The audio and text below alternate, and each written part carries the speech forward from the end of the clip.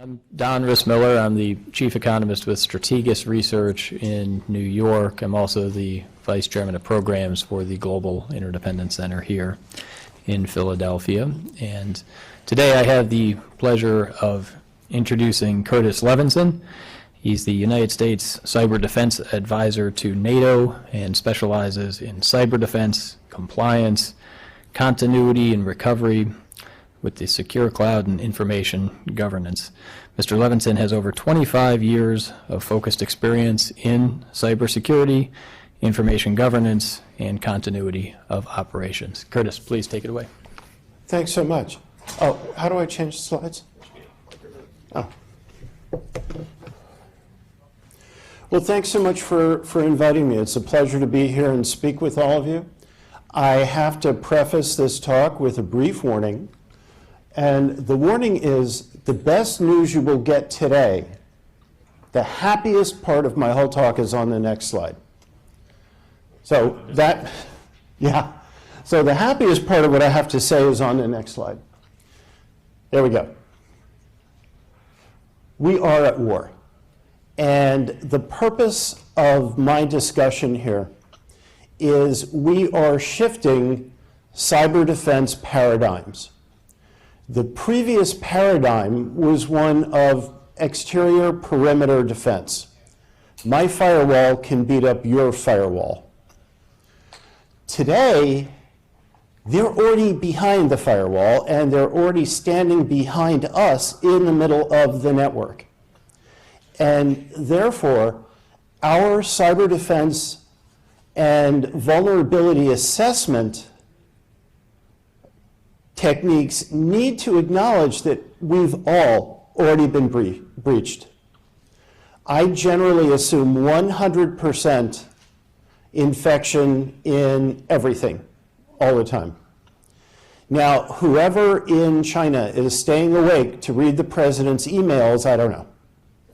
Luckily, they're the low side unclassified ones. The last point is kind of interesting, because the only thing that makes all of us equal, and that includes nations that are hostile to us and groups that are hostile, is we are all subject to cyber attack. The Chinese get attacked as much as we do. The hacktivist groups, everyone is getting attacked by someone else. And in cyberspace, all warfare is asymmetric warfare. Symmetric warfare, Napoleonic warfare, is two uniformed armies opposing each other on a field of battle. That hasn't happened in a long time. Asymmetric warfare is what's going on in cyberspace, except you can't tell the good guys from the bad guys, and one person's good guy is somebody else's bad guy at the same time. And there are no truce talks, there are no peace talks, there are no negotiations. The war just rages on. So what are we trying to protect? Our perimeters, totally breached. I don't know that there is anyone anywhere that can absolutely define the endpoints of their network. Endpoints now are mobile devices, they are wearables, they are gadgets. So we don't know where the endpoints of our network are, and all it takes is one little jetpack or portable hotspot, and then that endpoint is extended even further. There's a very recent exploit where hackers are taking these, I think Verizon calls it a jetpack, and they're modifying it. So instead of broadcasting out Wi-Fi, it's inhaling all of the Wi-Fi, all of the wireless signals in the air. So it's sucking in everybody's data from everybody's phone and everybody's gadget, and then transmitting it back to the actor, encrypted over the building's free Wi-Fi. So the network core is breached and infected.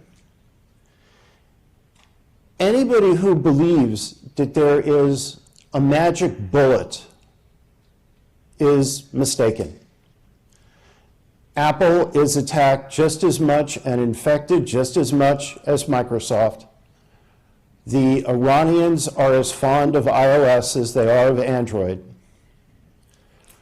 So how do we shift perspective to the concept that we're already totally infected, we can't kick them out.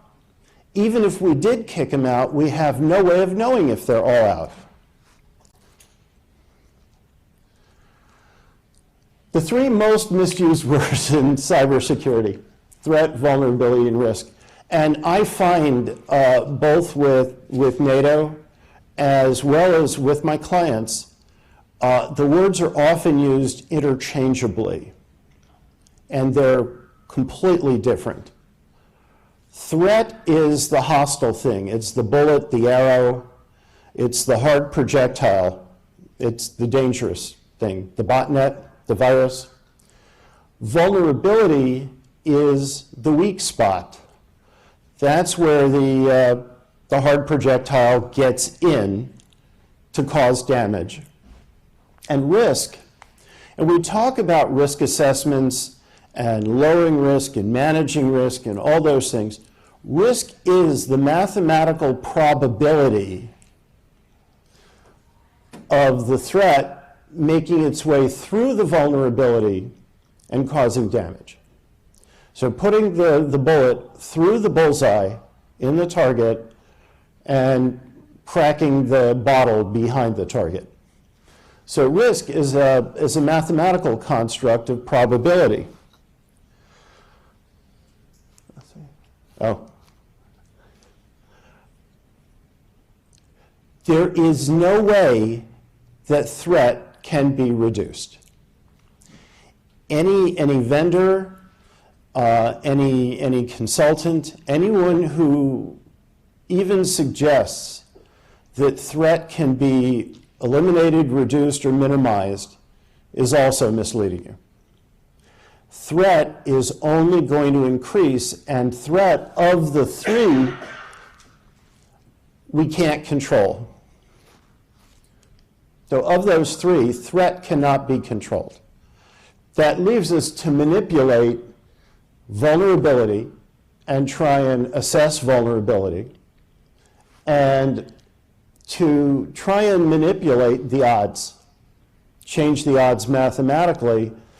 The threat is never going to go away, and no one can minimize it.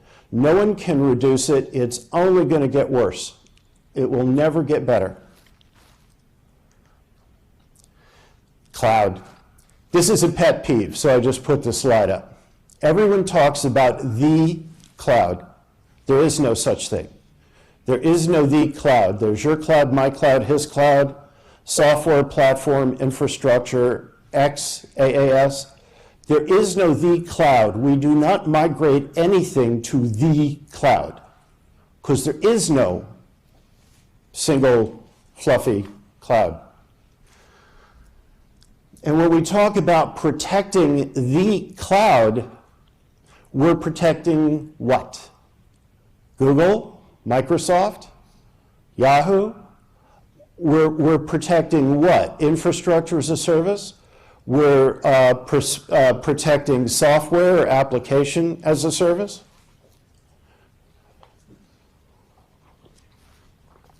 So my one thought on cloud.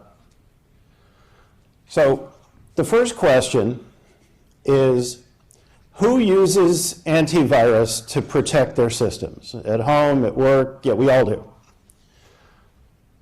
Who uses antivirus to protect their social media? The lawyer. Naturally, the attorney. We don't. We take social media for granted. And social media, and I don't know how many people have read the fine print on Facebook or Google Plus or any of them. It's use at your own risk. Every photo that's posted on Facebook is facial vectored, and by Facebook, and they sell those vectors. And just because I'm not your Facebook friend doesn't mean I can't look at all your pictures. I was involved with the FBI about 8 months ago. They closed down a website that was exclusively pictures of children under the age of 5 in swimsuits. They were all harvested from Facebook. Pool pictures, beach pictures, absolutely innocent, posted by proud parents, for grandparents, stolen and compiled together. We had a very sick individual who was making money on top of it.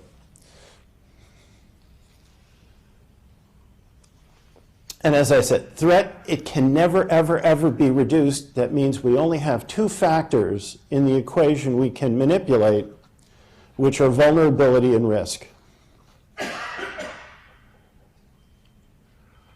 So we can't eliminate threats. One of the questions that I deal with NATO and with the US government is the issue of Chinese equipment, Huawei, spelled Huawei, rhymes with Amway. Huawei and their alleged fierce competitor, ZTE. As Joe pointed out, the bad actor in China is the PLA, the People's Liberation Army. They're the bad actor in cyberspace. In Russia, the bad actor, the governmental bad actor, is the SVC, the Russian equivalent of our CIA. The Communist Party in China, the central government, has nothing to do with cyber stuff. In China, the army and the government are relatively autonomous. There's not a whole lot of interaction, and each tries to stay out of the other's way. So you could not buy Huawei gear. Huawei gear looks and smells and tastes like Cisco or Juniper, the difference being it's 40% cheaper. Why would it be 40% cheaper? Well, Huawei has been linked to the People's Liberation Army, as has ZTE. It's public knowledge. Most Chinese cyber attack has been linked to the People's Liberation Army. So wait a minute, we've got this group that on the one hand is directing cyber attacks and exfiltrating everything they possibly can. Everything that's not glued down, bolted down, tied down. They map our infrastructure. The Chinese know more about our fiber paths and phone poles than we do, because we would have to survey all of the countries. The Chinese already know all that. So it could be said, if we boycott Huawei, because nobody knows what's in it, it's been through the good housekeeping lab at NSA, and the units they've tested come up clean.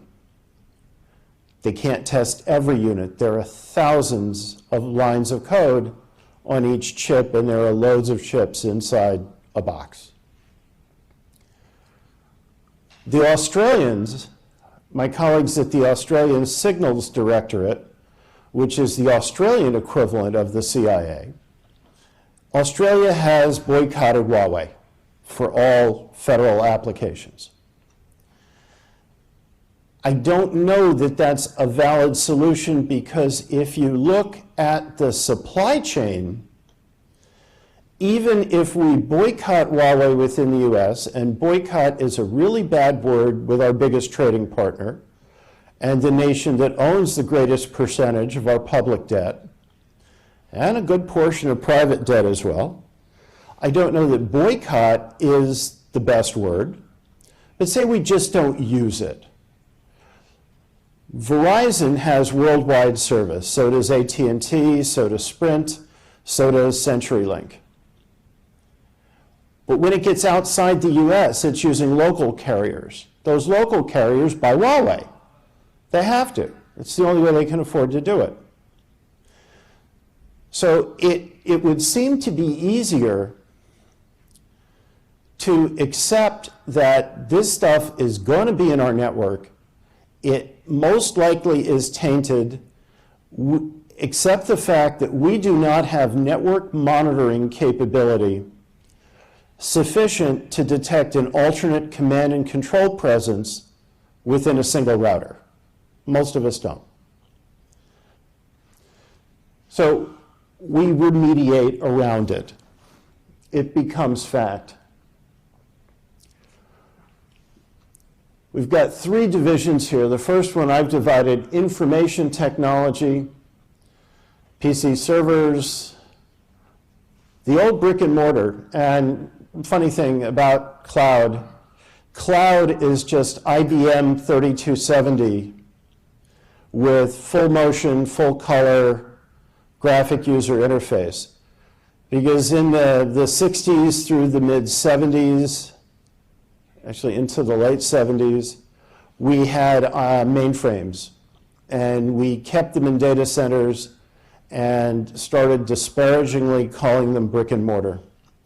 Then as we moved through the 80s, brick and mortar is really bad. We're going to go client server, hub and spoke. We're going to put our stuff everywhere now. Well, we found out it's really hard to protect the stuff when it's everywhere. Everything is on individual disks, jump drives. And so now cloud is brick and mortar. We're going back to data centers, and only we're getting virtual machines, but the data is centralized within a data center. And when we look at the issue of vulnerability assessment, if you go to a cloud provider and buy a virtual machine, it looks to you like a single physical machine. It's backed up every day.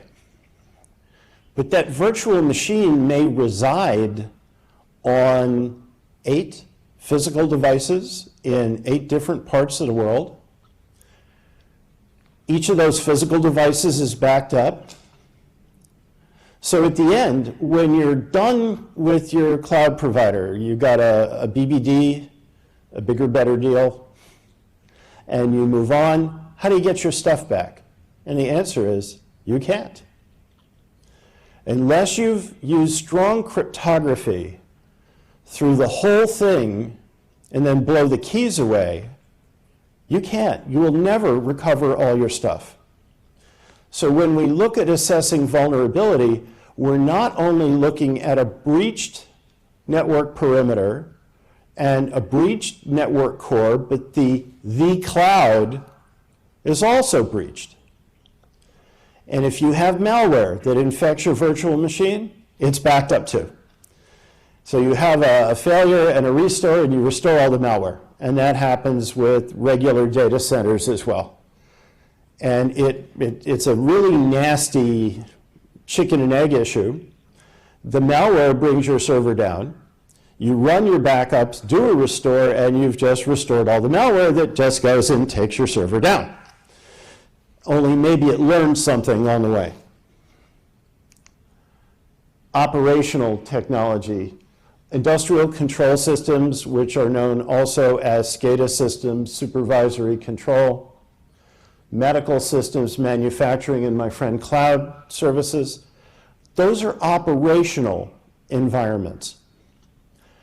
Vulnerability for technology environments is not the same as vulnerability for operational environments. The systems, this building has elevators. And I didn't look to see what brand, but they're run by a computer. That computer sits on the internet. A computer guaranteed does not have a firewall. It enables the vendor to update the software, and it enables the users, being the building maintenance people, to program the elevator. But it also enables a bad actor to commandeer the elevator. I was at the DEF CON conference about 2 years ago. It's the hackers conference. It's held in Las Vegas in August when it's 130 degrees outside and the rates are cheap. The DEF CON people, that year was held at the Rio Hotel, which is a very large property off the Strip. The main building is a 52-story tower. Just to show off, some of the DEF CON folks turned the elevators off in the tower for 1 hour, like to the second. In a 52-story tower in a Las Vegas resort, nobody was going anywhere for an hour. They turned it back on. They waited 1 hour, and then they turned the front desk systems off for 1 hour. No one could check in or check out. Anybody who's ever been to Las Vegas or a big casino resort knows what mayhem it is in the lobby at the check-in area. People are coming, people are going 24/7. They were told not to mess with the HVAC because it was 130 outside. And they were told not to mess with the casino, the gaming systems, because people still die for messing with casino gaming systems. Nothing has changed since the golden days of my very distant cousin Ben Siegel, who was called Bugsy Siegel, who built the Flamingo. People still die for messing with casino systems. A cousin of my grandmother's married this nice Jewish kid named Benjamin Siegel. Ben used to lose his temper and really start sputtering and yelling, and he was crazy. And in Yiddish, crazy is Bugsy, and he became Bugsy Siegel. No one ever called him that to his face. He was Mr. Siegel, or to his very closest associates, Ben. Personal technology. A lot of the vulnerabilities we're talking about are in personal technology, tablets, smartphones, medical wearables. Today, if you get a pacemaker implanted or an insulin pump, it's got Bluetooth. And it's actually online so that your heart can be monitored by doctors who are not necessarily with you. Law enforcement, we've all seen the news and know that the issue of wearables, wearable cameras, wearable sensors, whatever, is absolutely paramount, and all that stuff is wireless. A police operations center sets up, and that is Wi-Fi heaven going on. All this data is going back and forth, and virtually none of it is encrypted. I recently spoke with a guy, we had lunch, casual friend, and he wanted to know about cybersecurity and where he was vulnerable. He's an investment banker, hedge fund kind of guy. And I said, well, let's see your phone. He's got Wells Fargo, he's got Merrill Lynch. He does all of his banking from his phone, he does all of his bill paying from his phone, and he does all of his stock trading from his phone. I said, could you wait till you get home? The strongest cryptography on that phone is going to be SSL. And some of it's 128, some of it's one step higher. All of it is crackable on anybody's iFinger. I said, so can't you wait till you get home? Do you have to pay the bills while you're having lunch?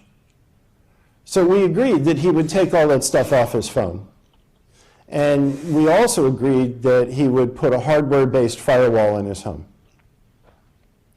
I have a hardware-based firewall. One of my prouder accomplishments is that there is a warrant out for my arrest in the People's Republic of China. If I were ever dumped, they won't touch me here. So I don't have to worry about exploding egg rolls at the Kung Pao place. But if I were ever dumb enough to set foot into China, I would get snatched in a minute and I wouldn't make it out of the airport. They'd want to talk to me. After having loads of military and special ops and special forces training, that stuff hurts. It's very, very painful. So personal technology, when we do traditional vulnerability assessments, we're looking at the organizational network. And we're mostly looking at the technology component. We are hardly looking at the operational component that basically runs itself. And we're not touching the personal component.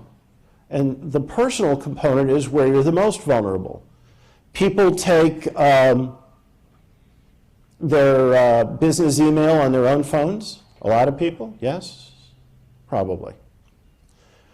A gentleman I've just been speaking with from the Federal Reserve Bank of Philadelphia took the train up and showed me a picture of a,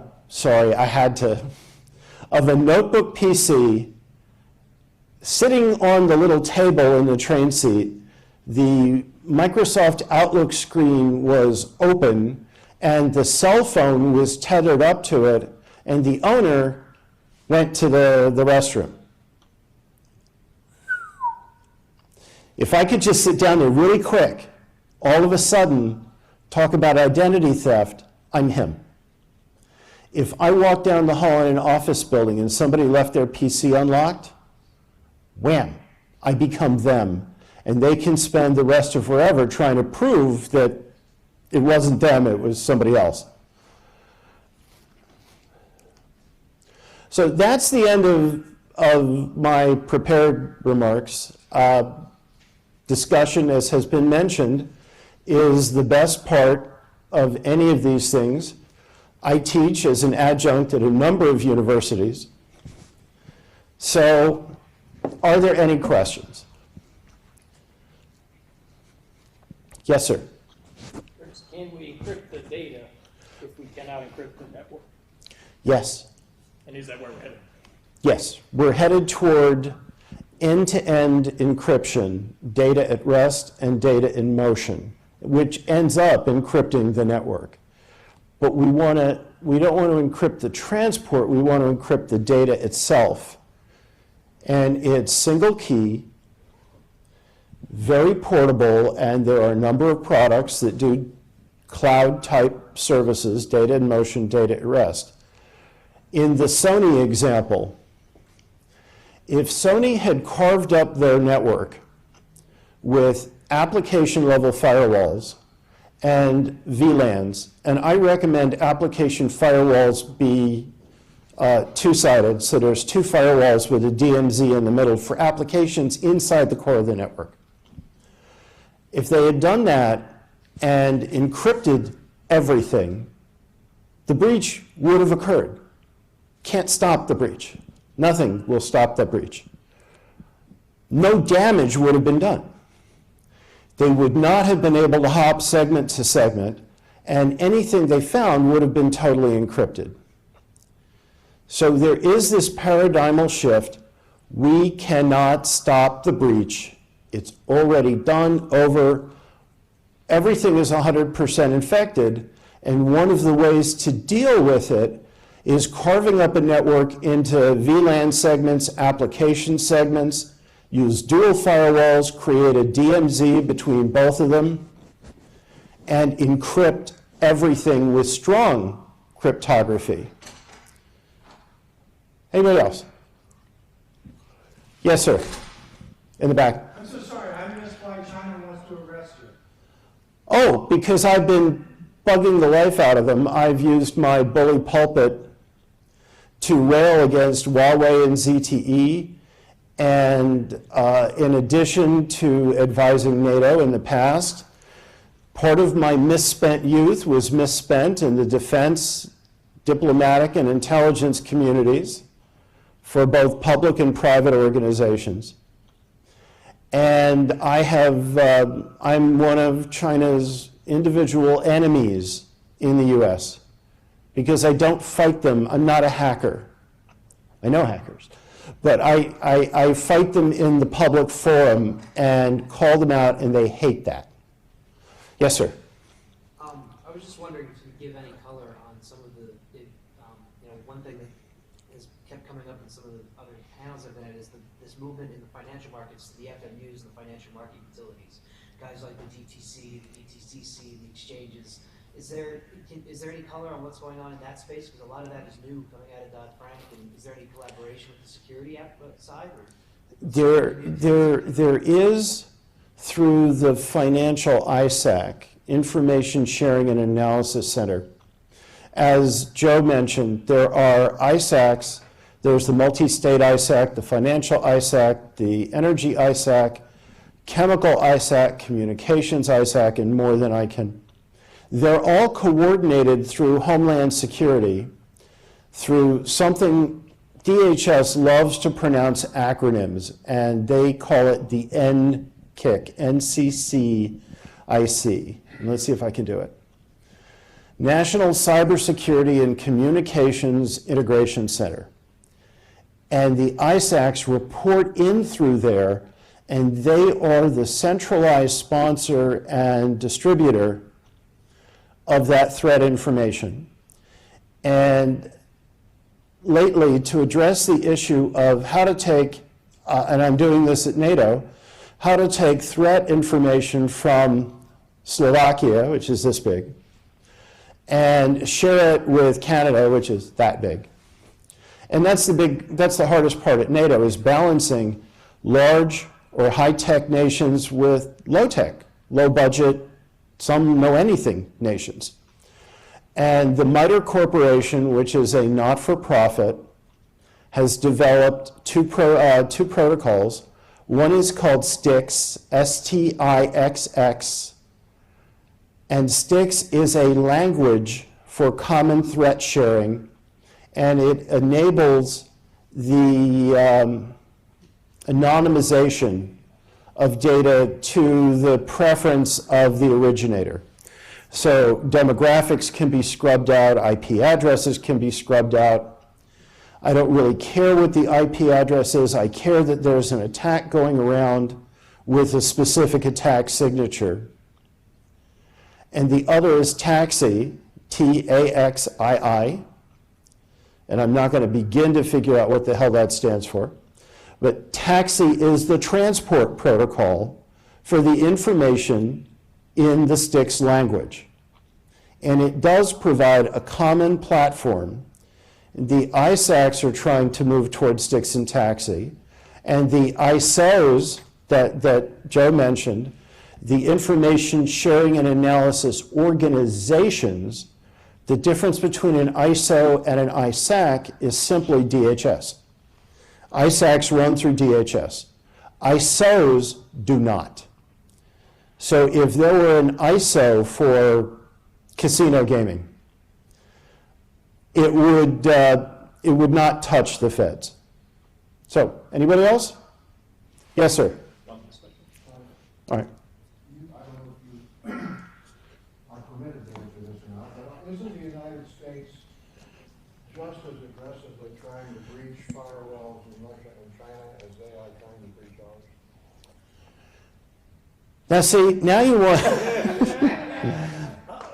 Let me explain just briefly how classified information works. If I tell you to be on the lookout for a white box truck on Tuesday at 2 p.m., that's not classified. If I tell you how I know the box truck is bad or how I found out or what I think it's going to do, those things are classified, and they get into intelligence sources and methods. In the U.S. commercial sector, there is a firm which does offensive cyber technology. It's called CrowdStrike.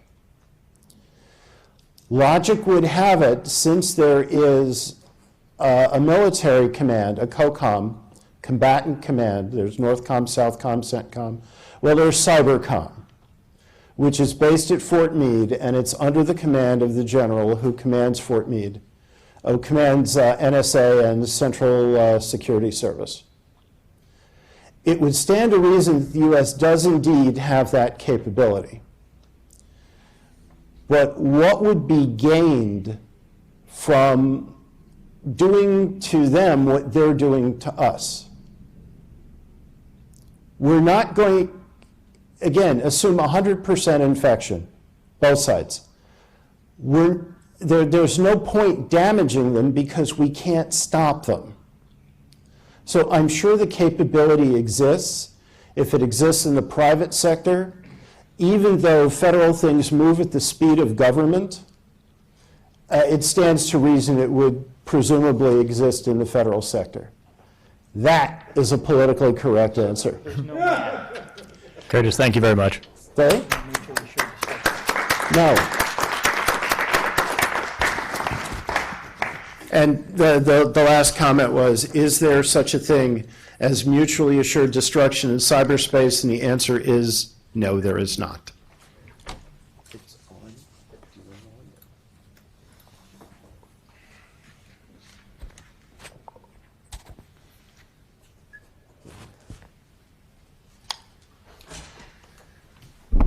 Okay, our final speaker is Alan Tills. He's the chairman of Shulman Rogers Telecommunications Department and the firm's Entertainment Practice Group, and is a member of the firm's board of directors. He is counsel to numerous entities in the private radio, internet, and entertainment industries. His breadth of work includes representing PCIA, a major telecommunications trade association. On behalf of PCIA and other clients, Mr. Tills has participated in every FCC proceeding involving the private land mobile radio industry since 1984 with a great deal of experience. Please, Alan, take over the podium. Thank you. First of all, as Curtis knows, I'm required to mention my mom in every presentation, so this is my chance to say the last name is Tillis, because my mom would get very upset if I didn't make sure everybody pronounced her last name correctly. I am very pleased and honored to be here today. And what I intend to do, because I'm the only thing standing between you and lunch, is to blaze through some things for you. Because, first of all, don't read my whole bio in there. I appreciate that they printed it all, but that's a lot to read. But there's some things that I do want to talk to you about. So what we're going to do is I'm going to scare you, we're going to have a little fun, and then I'm going to try to give you news you can use. And then the other thing I'm going to do is to drive the camera person crazy by moving a lot. Okay, so this is a little bit about our firm. So we're down in Potomac, Maryland. As a firm, we have about 100 attorneys. We do everything. And as was mentioned, I am chair of the cyber practice, and my main area of expertise is wireless. So with that in mind, what do they call the stadium here that replaced the vet? Citizens Bank Field? All right. So I've been there I've been over in that area one time, went to a game, and very impressed with the area. But if you think about that area, and let's say that there was a Super Bowl there instead of Phoenix, a Super Bowl got placed over there one year, and we know the Eagles aren't going to be playing in that Super Bowl, but I'm not from Philadelphia, sorry. But it's going to be two teams, and we know about all the things that are be going on that day. How many people there are, how much security is going to be going on, what kind, all this stuff. So who has been over in that area? Okay, so you know there's tons of traffic lights over there, right? And you're used to this. You drive up to a traffic light, and there's sensors embedded in the street that tell the traffic light that you're there and change the traffic light for you, either immediately or after a period of time. A lot, but not all of those systems are wireless. And believe it or not, the overwhelming majority of those systems have the capability of being encrypted, but were installed by most municipalities without encryption. So imagine what I could do at the Super Bowl if I hacked all the street lights around the stadium and turned them all red. That would be a huge impact, wouldn't it? What if I hacked them all and turned them all green? Now we're talking about something very serious. And it's very possible to do. And this is how these Internet of Things that we've been talking about can be very dangerous and very serious and impact you on a daily basis, despite the fact it wasn't your computer network that was hacked. Okay, so here is an old guy quiz. Who knows who this is? If I did this presentation in Baltimore, there were, I'd get an instant answer. But other than Curtis, who knows who this is? Put your hand down.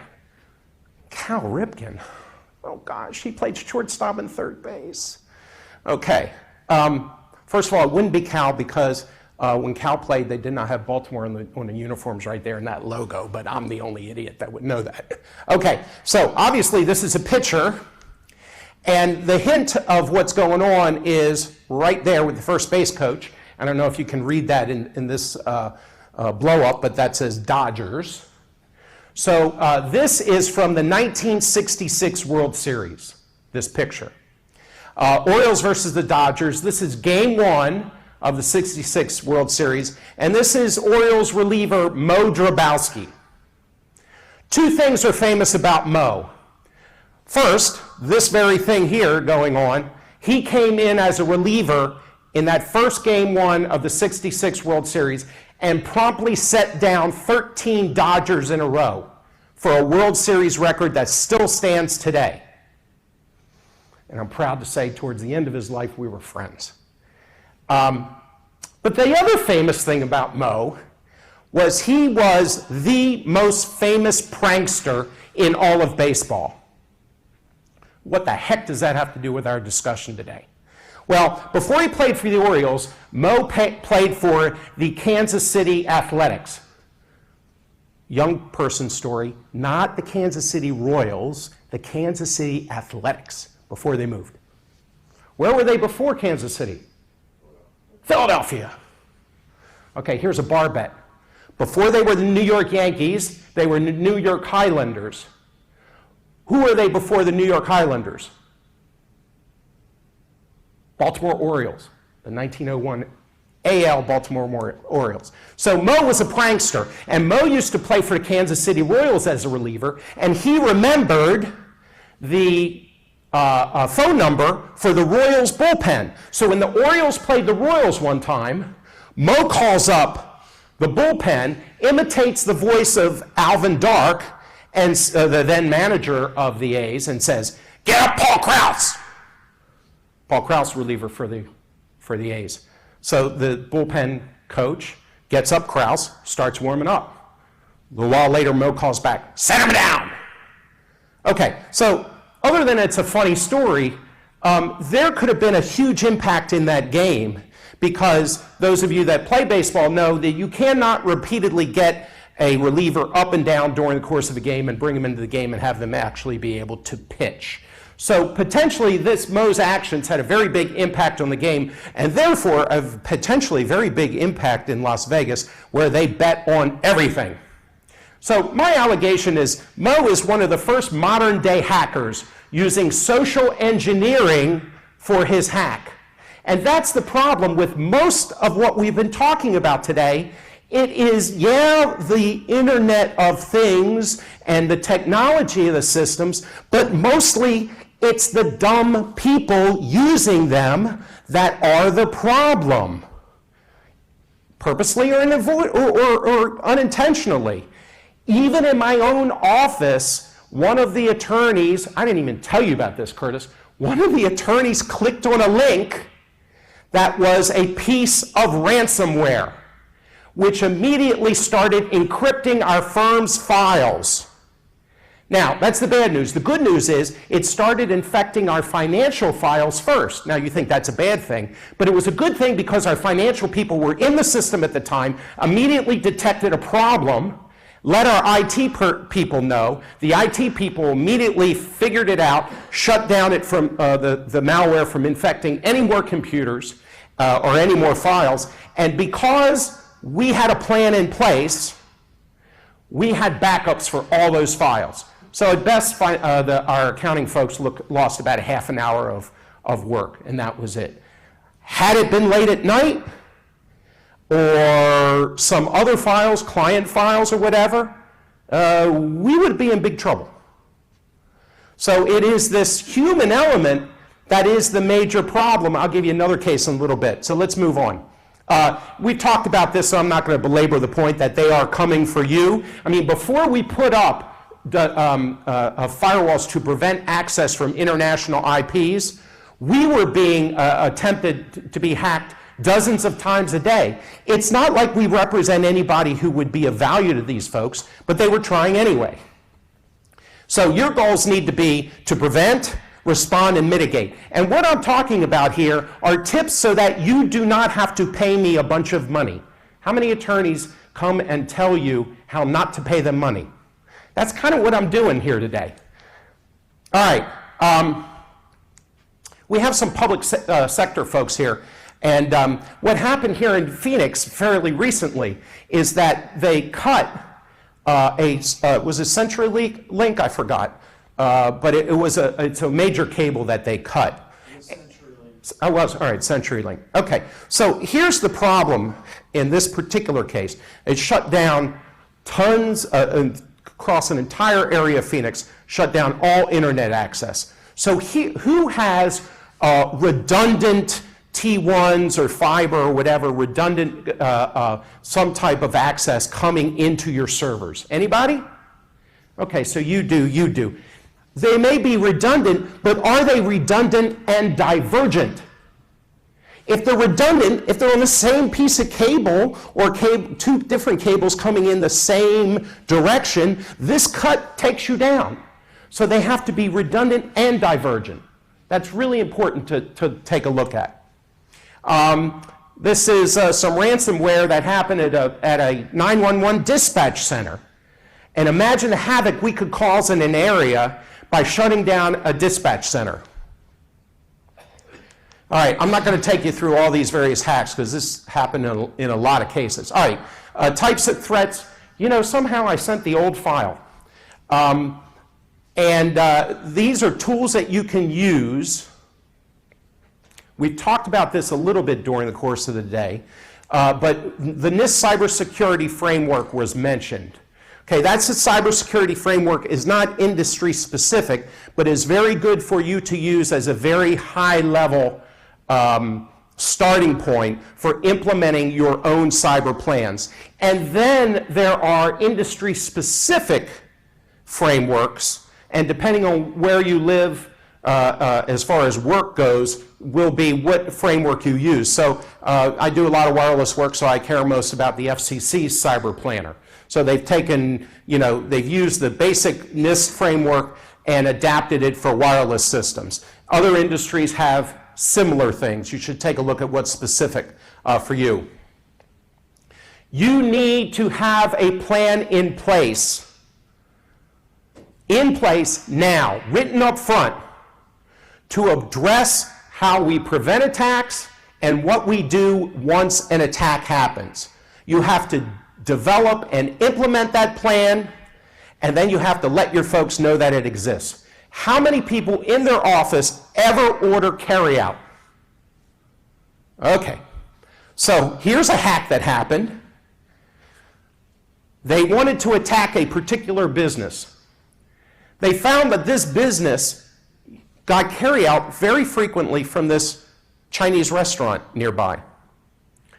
So the hackers hacked the website of the Chinese restaurant, put malware on the restaurant's menu, so that when somebody went to order, clicked on the menu, downloaded malware into the server of that particular company. It can be that easy. And it isn't some coder who made a mistake. It was human engineering. So you have to develop a plan. Strong passwords are not enough. Actually, I learned something very interesting from two different speakers at a recent conference that we did, that a short password with a lot of special characters is nowhere as near as good as a long password without special characters. It's length that matters in this particular case, not the special characters. And you have to tell your staff and let them know what they are and are not supposed to do. What was talked about earlier by one of the speakers is the different laws that are in place by a variety of different states. 47 different state laws were talked about. And who here has credit card information for any of their customers? Nobody keeps credit card information. That's amazing to me. Jill, don't you guys have a membership thing? You know, you can be a member of this organization, right? Can I sign up with a credit card? You can, but we don't store it. You don't store it, they say. Any business that has any personal information has to have a plan in place to protect that information. The problem is, what is personal identifying information varies from state to state. And most businesses, I think you would agree, do business nowadays in almost every state. If you're a casino that Curtis was talking about before, you have customers, clients, whatever you want to call people coming in, from every state. So you need to be compliant with the laws of every state. That means if you're here, you just don't need to be concerned with Pennsylvania law. You need to be concerned with law, all 47 laws in addition to the feds. It's a very hard thing to keep up to date on because you have so many to track and they're always making changes in this very evolving area of the law. So I was very interested in the assessment that was done before, that Massachusetts was not mentioned as one of the ones that should have scored very high. Because in Massachusetts, there's a lot of very, very strong requirements that you must do to protect content there. So a lot of states require that you have a written information security program, a WISP. And everybody should. Every business should have a WISP in place. Again, in Maryland, for example, where I'm from, you have to implement and maintain reasonable security procedures and practices. What does reasonable mean? Don't be the one that has to pay me a bunch of money to find out the definition of reasonable in Maryland because somebody sued you. Have a great WISP in place so you never get there in the first place. And you also have to worry, and Curtis touched on this before, as did some other speakers, about your third-party providers. Because a number of you not only outsource some of the work that you do, or your systems you outsource. So you have to be worried about your third parties, and you have to, anybody here respond to RFPs from municipalities ever besides Curtis? I respond to a lot. So often these municipalities require me as a contractor, I represent over 200 different municipalities across the country, a number of them require me to be compliant with certain security policies that they've implemented. Okay, so again, worry about the definition of personal information. So here it's what it is in Nevada, but yet Florida adds medical info here, health insurance info or number, and login info for social media sites and apps. Other states aren't that specific. And I'm going to buzz through these because what each state right now isn't as important as you going home later on and making sure you know what they all are and implementing based upon the most stringent standards. In Maryland, a breach of personal information is the release of a person's name in combination with social security number, and if it's non-encrypted or redacted or renders it somehow unreadable, you have a breach. Okay, so how many people here have iPhones? Okay, so automatically, and I imagine most of you have access to your emails. So as a result, it is possible that in some of your systems you would have access to that information through your iPhones. If you do, your iPhone, regardless of whether you do or not, your iPhone's encrypted by default. We talked about that a little while ago. And Android is not encrypted by default, but you can make it so. So we certainly encourage you to do that. Whereas in Massachusetts, you're required to use firewalls, and they're a little more specific in what the requirements are. Here's what's reasonable in Massachusetts. I don't want to go through all of those things because we don't have enough time. But again, the point is that it varies from state to state, and you have to worry about every state. What law governs what you have to do? So you not only have state laws we've been talking about, you have local laws on occasion, and you do have federal laws. Now, here's an interesting one I want to talk about. How many of you, for your security or your computer systems in general, use an outside vendor? Nobody. You do. You admit it. Thank you. All right. So what's the first thing you would do if Joe IT says, we got a breach? What would you do? Call Bad idea. So here's the problem. If your first thing to do is to contact your IT vendor, your outside consultant, send him or her an email, contact them by phone, whatever it happens to be. By contacting them directly, you have created a chain of evidence which is discoverable at trial. So what you don't want to do, for example, is to send that outside vendor an email that says, Joe IT did something stupid and caused a breach. Because later on, when you're at trial, that's a discoverable piece of information. If, on the other hand, I happen to be your outside counsel, for example, and you sent that email to me, and it was my contact with the IT guy, even if all I did was really pass the information back and forth, now confidential attorney-client privileged information. So this is what's part of a WISP, is not only how do you prevent an attack, but once there is a breach, what you do when it happens. Important part of a WISP. Who does the notification? That was talked about earlier. So this will vary from state to state. So it's important to know who owns the information. Is it that third-party vendor or is it you? Do you immediately notify? Not necessarily, depends on the state. And in California and New Jersey, it's within the most expedient time possible and without unreasonable delay. Again, don't pay me to argue in court what reasonable is. As soon as practicable in Maryland. Okay.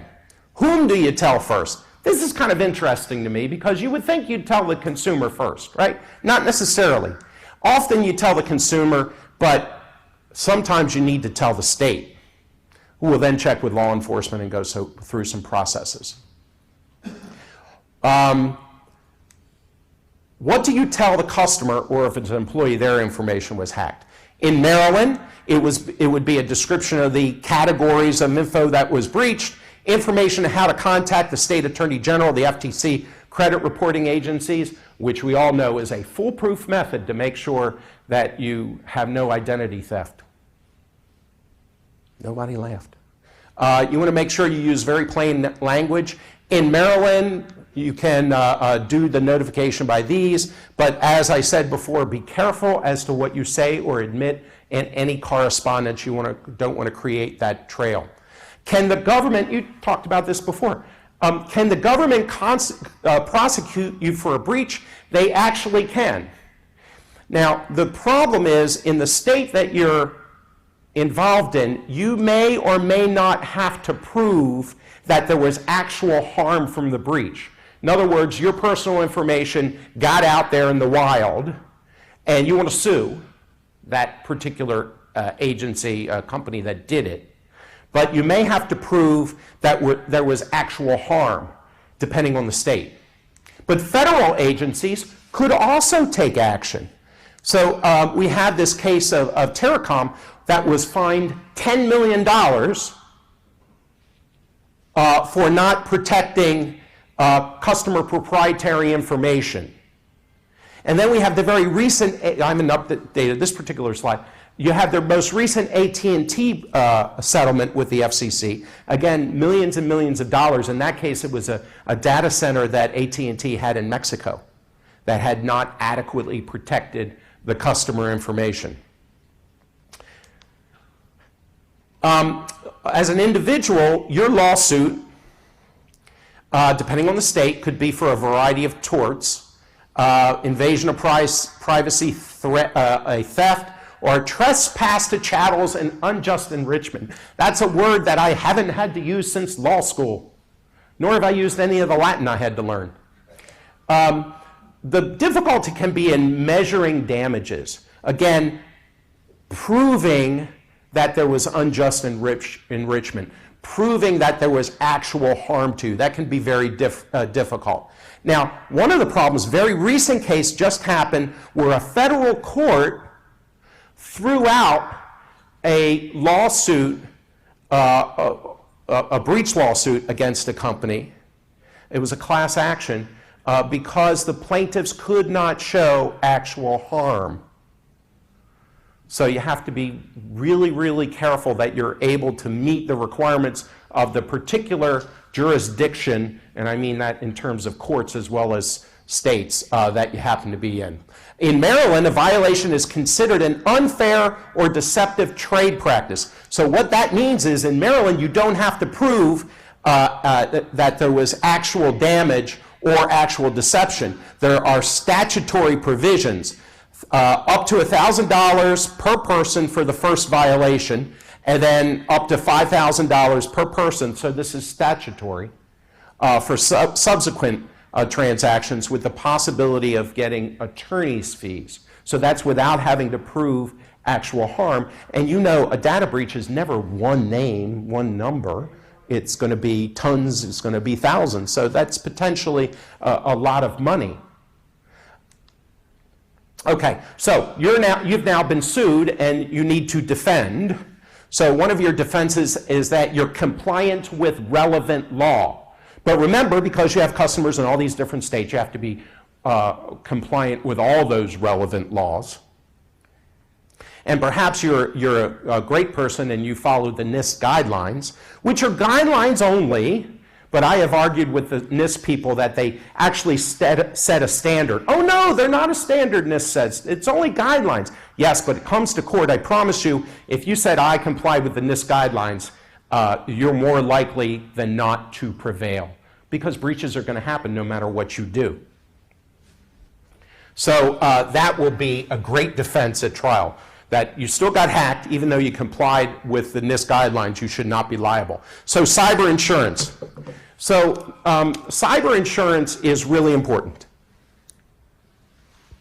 And it's really important, but it's very non-standardized at this point in time. What do I mean by that? Cyber insurance at this point is very much a wild, wild west. You know, if you were going for car insurance, Flo would get up here and she would compare all the different all the different auto insurance policies of all the various companies, and it would be pretty standardized. Okay, so your deductible is $500, your collision is $5,000, your, whatever. And you'd know that's pretty well regulated. You could really compare apples to apples. You can't do that yet in cyber insurance. And so that's really a problem. It's like every policy is brand new, like it's never happened before. And of course, what is the goal of an insurance company? The goal is to make money, and they make money by finding a way not to cover you. I don't care what kind of insurance we're talking about, okay? So you have to be very careful that you have in your policy coverage for all of those things that could happen to you in the event of a breach. Anything from protection, a coverage for attorney's fees if you get sued, to the cost for fixing the breach, for notifying, for doing your PR work, talking to the podium. All of those things have to be put into the policy, which is of course going to affect the amount of money you're paying for the policy. But you want to be very careful of not just taking the broker's word for it. You want to look at these policies closely to make sure that every element of something that could happen to you or cost you some money, data loss recovery, that can be very expensive. You're going to make sure that the cost to recover the money spent on all of these things, or for payments to the state of Maryland, the statutory damages, all can be covered in cyber insurance. You want to make sure that you do that. So we also talked that right now we have a number of bills pending, but there's no comprehensive federal cyber law, although the NIST guidelines are really helpful to follow. But there's also other potential federal laws that you have to worry about. The Children's Online Privacy Protection Act, the Computer Fraud Abuse Act, which criminalizes certain behavior, the Fair and Accurate Credit Transactions Act, and of course HIPAA, which has become more and more important here with regard to breaches. So it's really important that you worry about what's included in all of those various laws. I know it's a lot to keep up on, so it's time to really spend the time getting educated and writing that WISP, because a well-written WISP will worry about all of these things, have all of the elements in there for you to worry, that you need to worry about for your particular business. And every line of business is going to be different as to what you have to worry about. You need to take this seriously. You have to take action now to protect your assets. And you want to pay attention to the experience of others. I wrote an article that don't be the target of a breach. And I have this one at the bottom here because I went to Maryland and my wife and older daughter went to Indiana. They were both breached. Now, I was not at Maryland. I was at Maryland before the years that were breached. With me it was stone tablets. There were no computer records. But some other folks that I know did have their info get into the wild. So again, if you're Maryland, we have that statutory provision, but not so in Indiana. But then again, perhaps, remember, my daughter went to Indiana. So my daughter's information gets out into the wild. Indiana has to be compliant with Maryland law too. So potentially I have a cause of action in Maryland for my daughter for Indiana's breach. You got to be compliant with everybody's laws. With that, I will take any questions that you have. Yes, sir. Is there a sense in what inning we are of breaches? In other words, there have been some high-profile ones, but I'm actually surprised it doesn't happen more. But why are we not, or if it does, why is it not major news? That's a great question. One of the problems we have with audiences, and I generally don't speak to the Banks of America of the world and Chase and all those. I'm speaking to the next level of smaller companies down and the small companies. And a lot of them are like, they're going after Target. They're going after Neiman Marcus. They're going, not even a smile, folks. Jeez, come on. Thank you.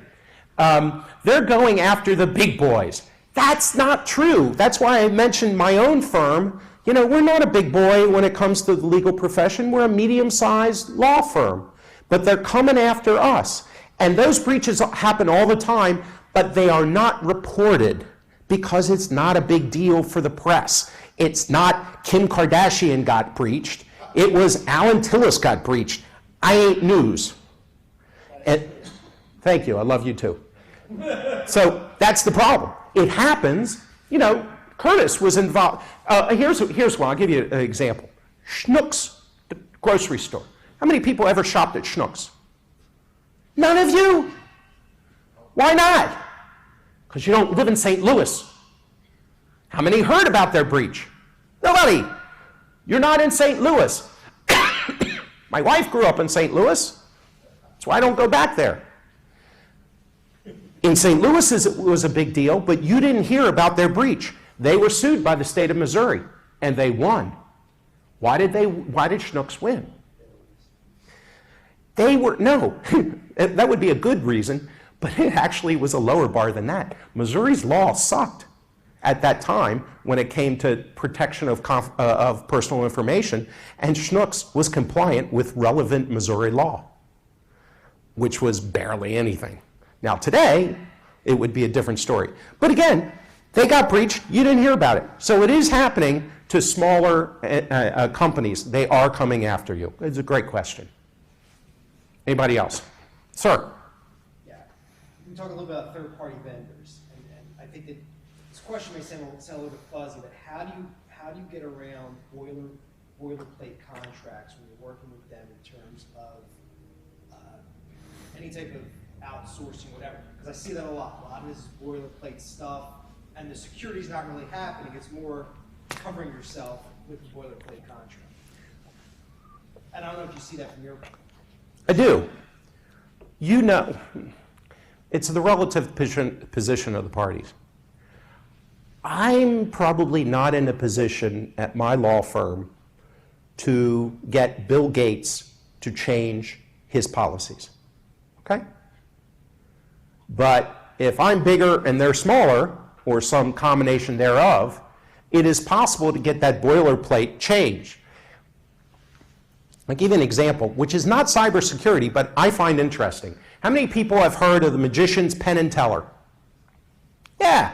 So one of my clients, one of the top close-up magicians in the country, we just did a shoot for him to be on Penn and Teller's TV show, Fool Us. So Jamie, my client, sends me a copy of the production company's, the TV production company's contract. And in that contract, it says that we disclaim we will not make any claims for negligence on the part of the TV production company. No negligence claims. How many people here have ever heard of Curtis Mayfield, another old person reference? Thank you. Oh, I'm impressed, Jill. What happened to Curtis Mayfield?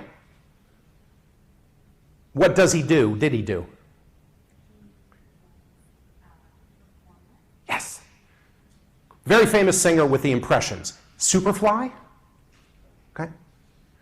Curtis is performing. Light stanchion falls, hits him, paralyzes him for life. So I'm thinking about Jamie. He's on stage, a light falls, he's paralyzed for life. I've got a clause here that says no claims for negligence.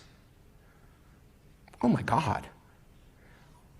So I said to the production company, if you want me to disclaim negligence, I got to have insurance. So as a as a government contractor, I always have to provide those government agencies insurance. I said to them, include me in the insurance policy. We really can't do that. Why not? Well, it took them 2 weeks to figure it out with the insurance company. And finally, they made Jamie an employee for that particular performance. And I said to Jamie afterwards, dude, how in the world did 60 magicians who appeared before you never ask about this provision? Which, by the way, the production company told me at the end of the day, they were okay with making Jamie an employee because my request was reasonable. I wasn't being the asshole attorney. And I said, what? He said, look how much money we're getting paid to be on the show. Nobody can afford an attorney. So the other guys didn't think about this. So I think part of the answer is, got to be smart enough to ask and have those negotiations. But again, you're not going to negotiate with Bill Gates or IBM. Anybody else? Well, again, I thank you for your time. Thanks for coming, and I enjoyed it.